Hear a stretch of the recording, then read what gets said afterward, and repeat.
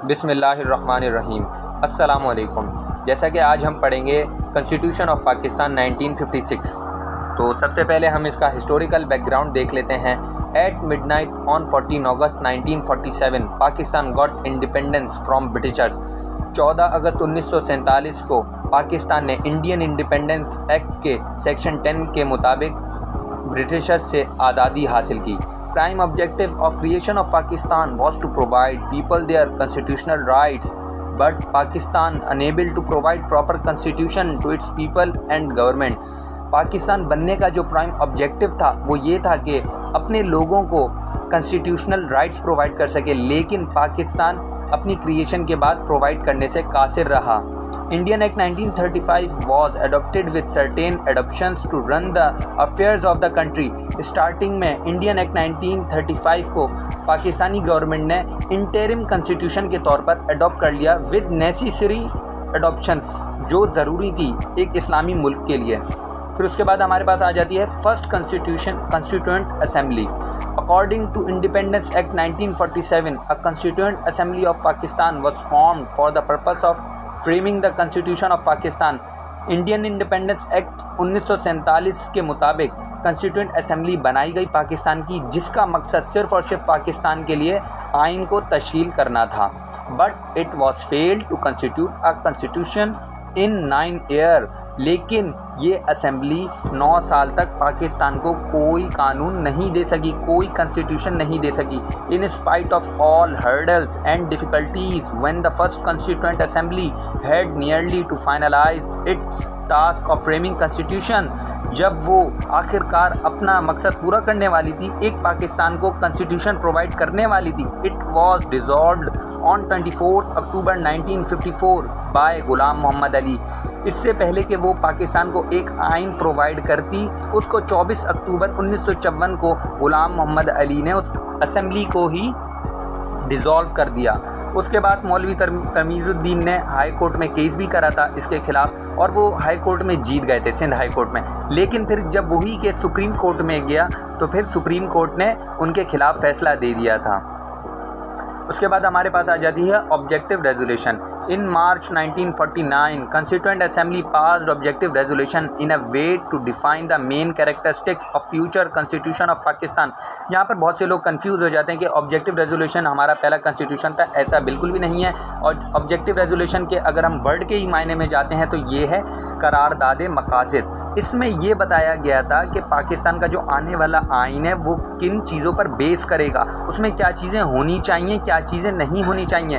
It mainly talks about the both American democracy and Islamic principles. जो objective resolution थी वो American democracy को भी फॉलो करती थी कि ऐसी डेमोक्रेसी हमारे पास होनी चाहिए, लेकिन जो डेमोक्रेसी हम बनाएंगे वो जो है इस्लामिक प्रिंसिपल्स को ज़रूर फॉलो करे। हमारे पास आ जाती है फिर second constituent assembly. The second constituent assembly of Pakistan was created on 28 May 1955 under governor general order number 12 of 1955। Governor general के ऑर्डर नंबर 12 जो उन्होंने 1955 में दिया था, उसके तहत दूसरी कॉन्स्टिट्यूएंट असेंबली बनाई गई। क्यों? ताकि कॉन्स्टिट्यूशन जल्द से जल्द लाया जा सके। One of the major decisions taken by this assembly was the establishment of west Pakistan one unit with the aim to create parity between the two wings east and west Pakistan. इस कॉन्स्टिट्यूएंट असेंबली ने जो सबसे बेहतरीन काम किया था वो ये था कि दोनों विंग्स को वन यूनिट में तब्दील कर दिया था, जो कि मोहम्मद अली बोगरा के फार्मूले से पॉसिबल हुआ था, जो कि आपने सुना होगा ज़रूर। बोगरा फार्मूला बहुत ज़्यादा मशहूर है, 1954 में दिया गया था। This assembly also achieved its target by giving the first constitution to the nation, the constitution of Pakistan 1956। आखिरकार ये कॉन्स्टिट्यूएंट असेंबली पाकिस्तान को 1956 को एक आइन देने में कामयाब हो गई। फिर हम चलते हैं कि वो आइन कैसा था, कब आया, कब ख़त्म हुआ, किसने प्रोमलगेट किया, किसने एब्रोगेट किया, उसकी कैरेक्टरिस्टिक्स क्या थी। Constitution of Pakistan 1956।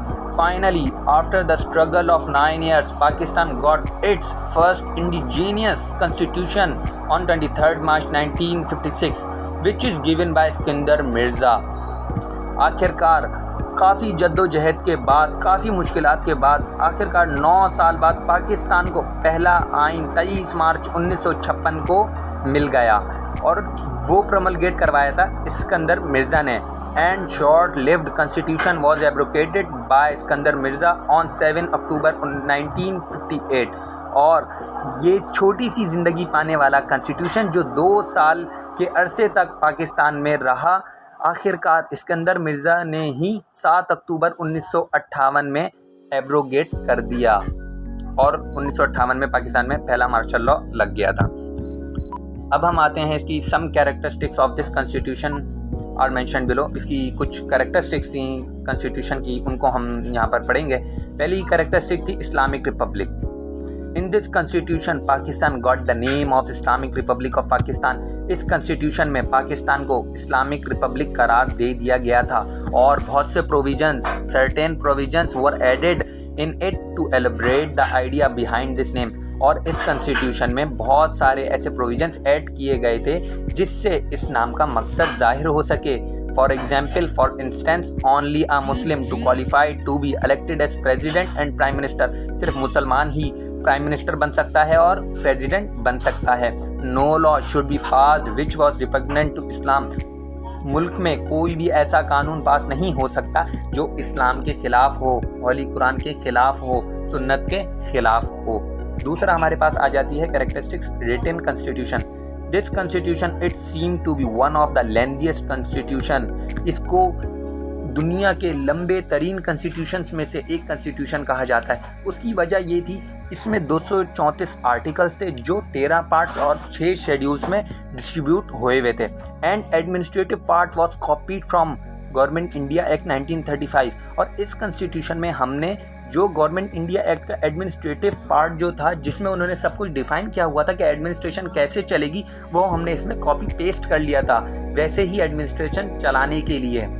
और इसमें हमने बहुत सारे इस्लामिक प्रोविजंस भी डाले थे, तो इस वजह से ये काफ़ी लेंदी हो गया था। थर्ड हमारे पास आ जाती है characteristic rigid constitution. This constitution was partially rigid and partially flexible. ये कॉन्स्टिट्यूशन थोड़ा रिजिड भी था, थोड़ा फ्लेक्सिबल भी था। If we want to amend it, it can be amended by the 2/3 majority of National Assembly। अगर हम इस कॉन्स्टिट्यूशन में कोई अमेंडमेंट करना चाहते हैं तो 2/3 मेजॉरिटी नेशनल असेंबली की अगर उस बिल को पास कर दे, उस अमेंडमेंट को पास कर दे, तो वो अमेंडमेंट हो जाएगी। इसका मतलब है कि अमेंडमेंट हो भी सकती थी और नहीं भी हो सकती थी कुछ केसेस में। चौथे हमारे पास कैरेक्टरिस्टिक आ जाती है fundamental rights. Constitution of Pakistan listed and guaranteed fundamental rights of the citizens. इस कॉन्स्टिट्यूशन ने लोगों के फंडामेंटल राइट्स को पेश किया और गारंटेड किया, बोला कि हम प्रोवाइड भी करेंगे, इनको हम रिकॉग्नाइज भी करेंगे और इम्प्लीमेंट भी करवाएंगे as same as other modern constitutions are provided for their citizens. और जैसे भी दुनिया के तरक्की याफ्ता ममालिक, जितने भी तरक्की याफ्ता ममालिक हैं, उन्होंने अपने लोगों की फ़ायदे के लिए फंडामेंटल राइट्स प्रोवाइड किए हैं, ऐसे ही पाकिस्तान के इस कॉन्स्टिट्यूशन ने भी प्रोवाइड किए थे। पांचवा हमारे पास आ जाता है parliamentary form of government. In parliamentary form of government president is the head of the state and prime minister is a head of government.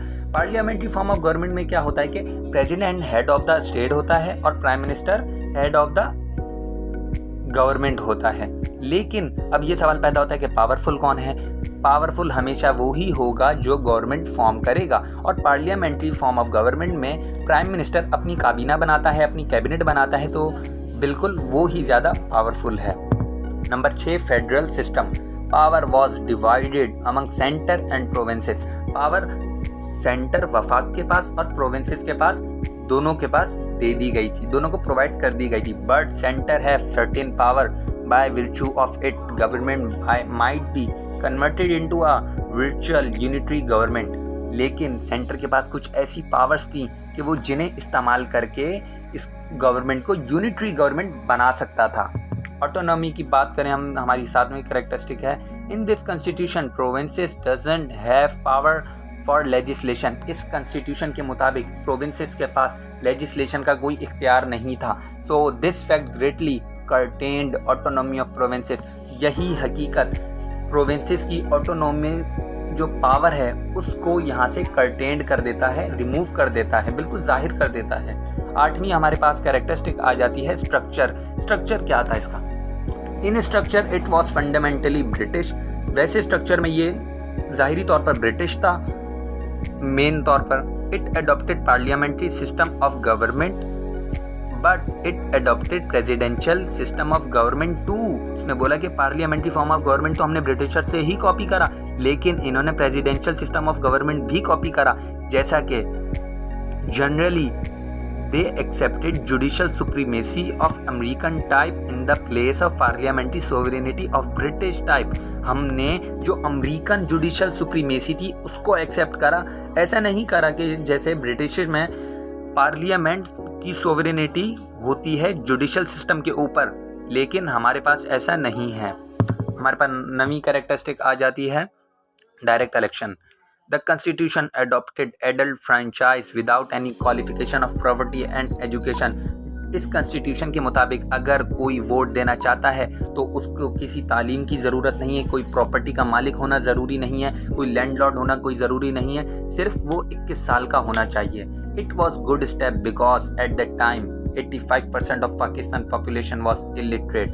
ये मेरे हिसाब से एक और बहुत से जितने भी बड़े लोग गुजरे हैं उनके मुताबिक एक अच्छा स्टेप था। क्यों? क्योंकि उस time at that time Pakistan की जो 85% पॉपुलेशन थी वो इलिटरेट थी। 10वां हमारे पास आ जाता है unicameral system. It provide unicameral parliament legislature consist of 1 chamber house national assembly.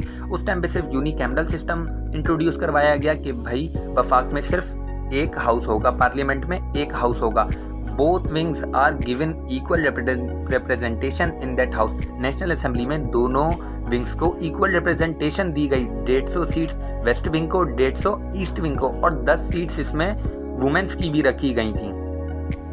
Women's की थी या माइनॉरिटी की थी, ये थोड़ा। 11 हमारे पास कैरेक्टरिस्टिक्स आ जाती है independence of judiciary. A federal court was highest court of that time. Federal court उस वक्त की हाईएस्ट कोर्ट थी इस कॉन्स्टिट्यूशन के मुताबिक। The supreme court was constituted. इसी कॉन्स्टिट्यूशन के मुताबिक सुप्रीम कोर्ट बनाई गई। उससे पहले पाकिस्तान में सुप्रीम कोर्ट मौजूद नहीं थी।